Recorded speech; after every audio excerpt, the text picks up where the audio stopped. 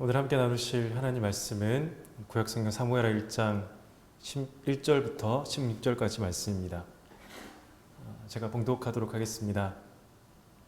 사울이 죽은 후에 다윗이 아말렉 사람을 쳐 죽이고 돌아와 다윗이 시글락에서 이틀을 머물더니 사흘째 되는 날에 한 사람이 사울의 진영에서 나왔는데 그의 옷은 찢어졌고 머리에는 흙이 있더라. 그가 다윗에게 나와 땅에 엎드려 절하매 다윗이 그에게 묻되 너는 어디서 왔느냐 하니 대답하되 이스라엘 진영에서 도망하여 왔나이다 하니라. 다윗이 그에게 이르되 일이 어떻게 되었느냐 너는 내게 말하라. 그가 대답하되 군사가 전쟁 중에 도망하기도 하였고 무리 가운데에서 엎드려 죽은 자도 많았고 사울과 그의 아들 요나단도 죽었나이다 하는지라. 다윗이 자기에게 알리는 청년에게 묻되 사울과 그의 아들 요나단이 죽은 줄을 내가 어떻게 아느냐.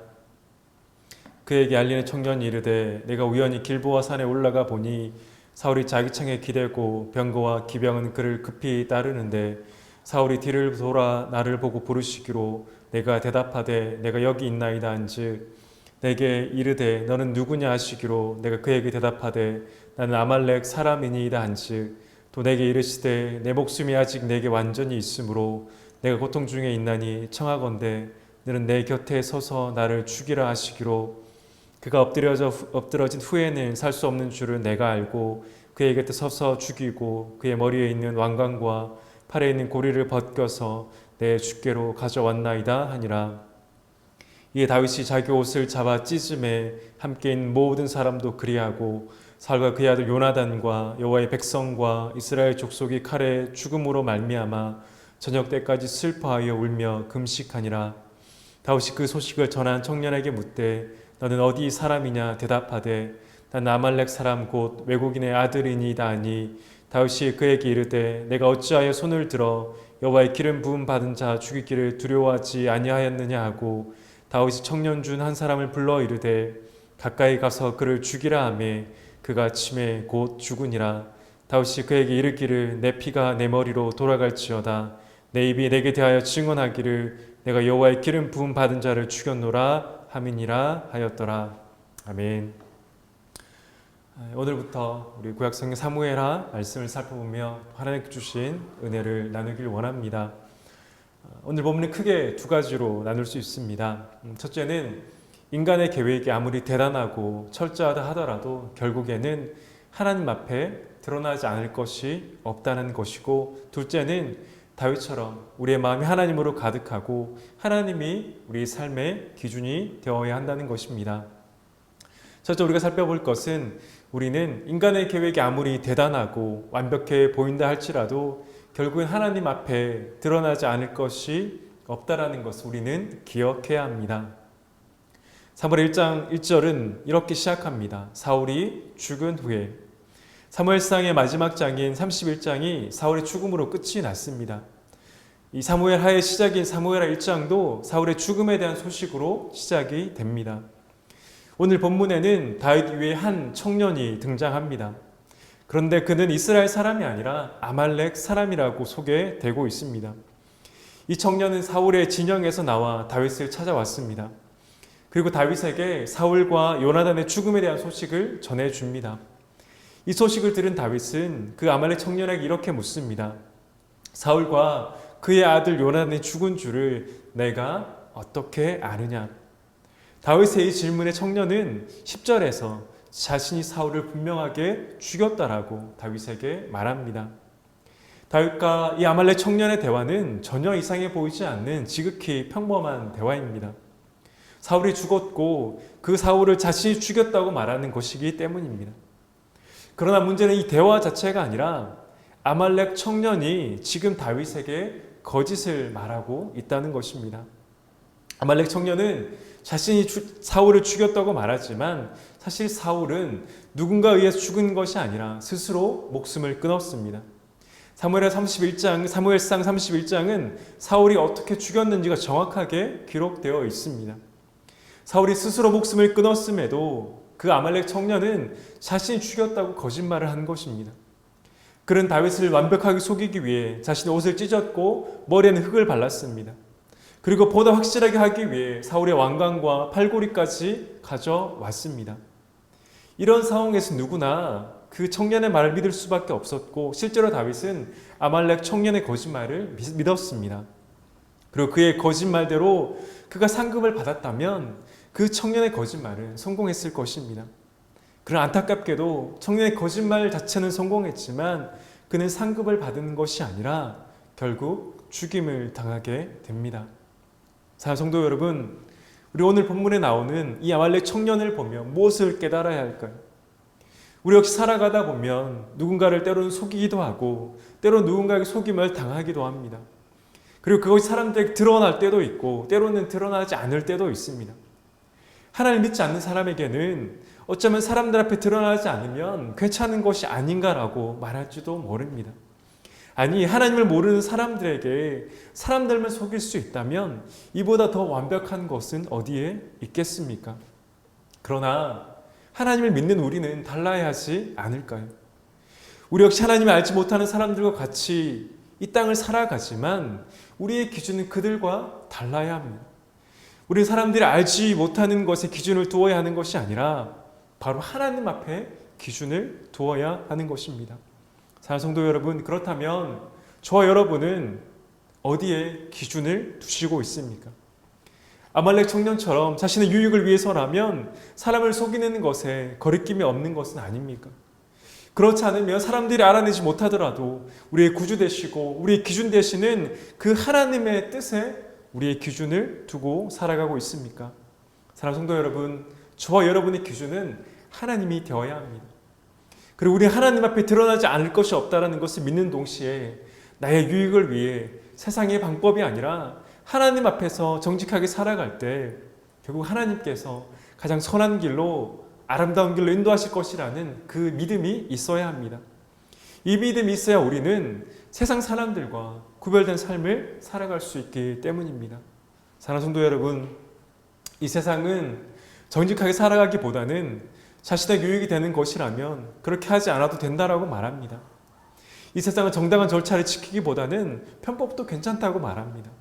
그러나 하나님 믿는 우리는 달라야 합니다.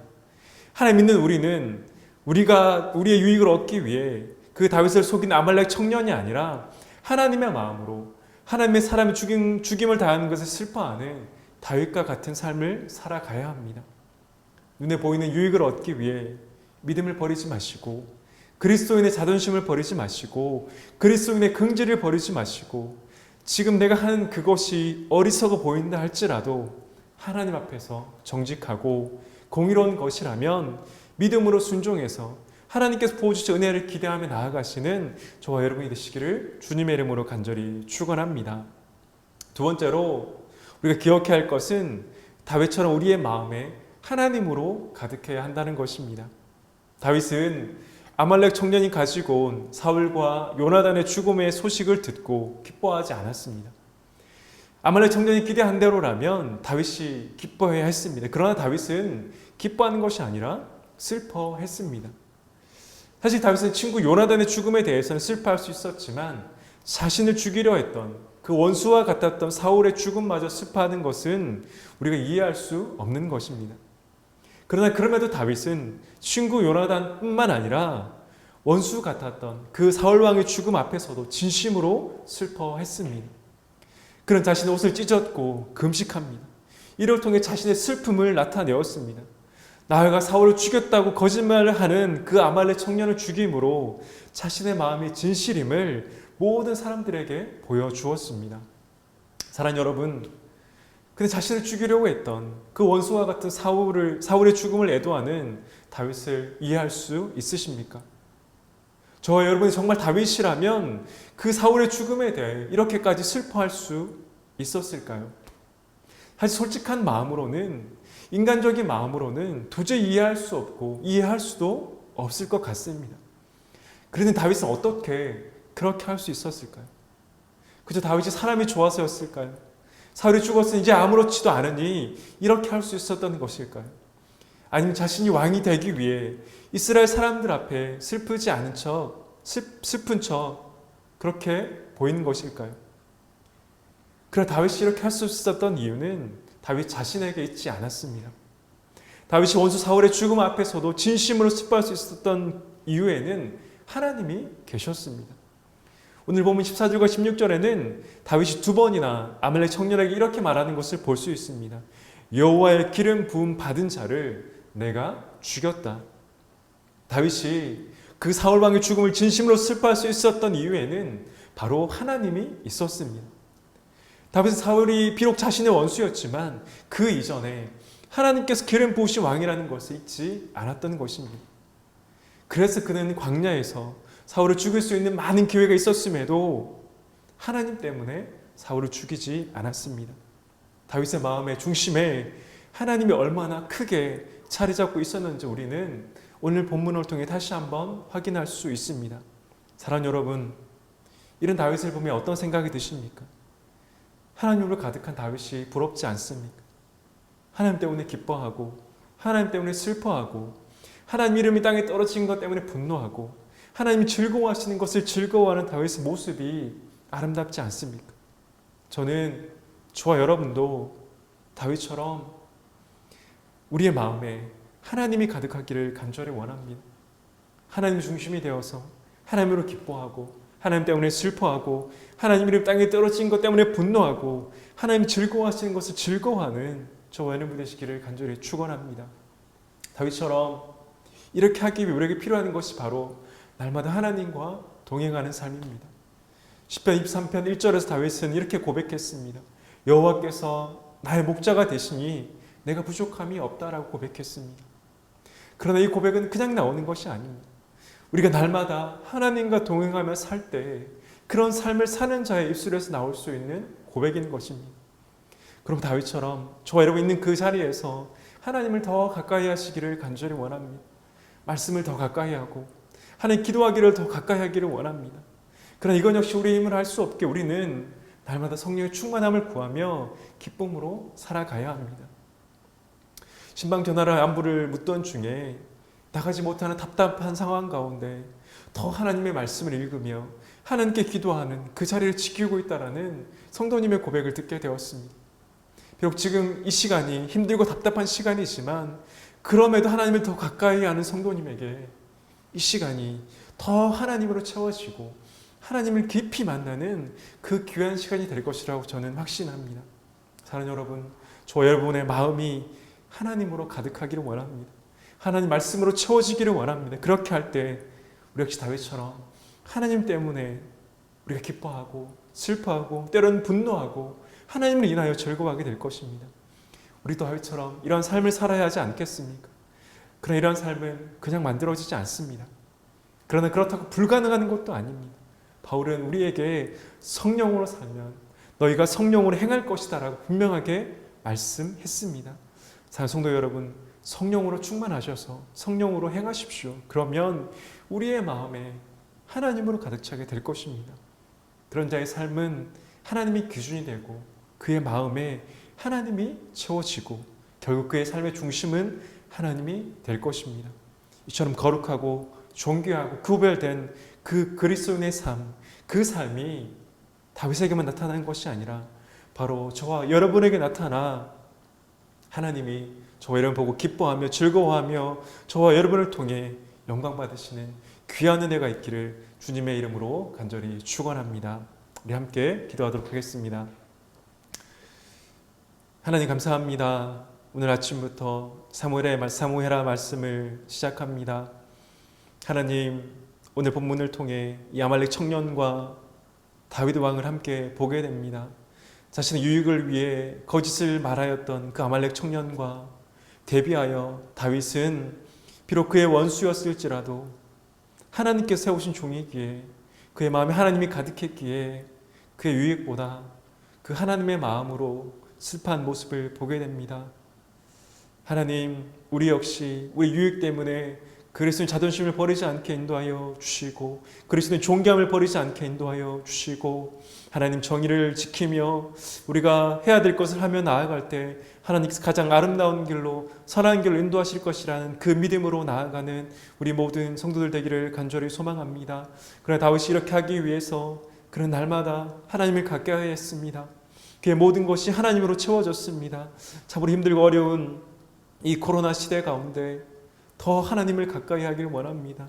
참으로 힘들고 어렵지만 우리의 마음이 모아지지 않지만 그럼에도 말씀을 가까이 하게 하시고 주님을 향한 그 간구가 하나님께 드려져서 더 주님을 깊이 만나며 하나님으로 우리의 마음이 채워지며 성령 충만한 삶을 살아가는 우리 모든 성도들 되기를 간절히 소망합니다. 주님 몸된 교회를 붙잡아 주시고 세워진 담임 목사님과 당회원 장로님들, 교육자들, 우리 모든 성도들 한마음 한뜻 되게 인도하여 주시고 힘들고 어려울 때 더 말씀 보며 더 기도하며 예배자리를 지키며 우리의 가진 것을 나누며 살아가는 우리 용인제일 교회가 되기를 간절히 소망합니다. 이 나라 민족 긍휼히 여겨 주시고 하루치고 일상의 자리로 돌아가게 인도하여 주시고 특별히 바이러스 위험으로부터 지켜 보호하여 주시길 간절히 소망합니다. 하나님, 우리 성도들 많은 기도의 제목들이 있습니다. 그 기도가 결코 땅에 떨어지지 않게 인도하여 주시고 무엇보다 우리 그 기도를 구하기 전에 하나님으로 채워지는, 하나님을 가까이 하는, 하나님을 기뻐하는 것이 우리의 기도 1순위가 되어지도록 주께서 함께하여 주시길 간절히 소망합니다. 지금 우리 주 예수 그리스도의 은혜와 하나님 아버지의 무한하신 사랑과 성령의 교통하심이 자신의 유익을 위해 거짓을 말하며 그것을 떳떳하게 여기며 살아가는 아말렉 청년이 아니라 다윗처럼 자신의 유익이 아니라 하나님으로 채워져서 하나님의 유익과 하나님의 영광을 위해 살아가기 원하는, 다윗처럼 살아가기 원하는 한 분 한 분의 삶과 가정과 직장과 사업장과 용인제일교회 이 나라의 민족과 세계 열방 가운데 지금부터 영원까지 함께 있을지어다. 아멘.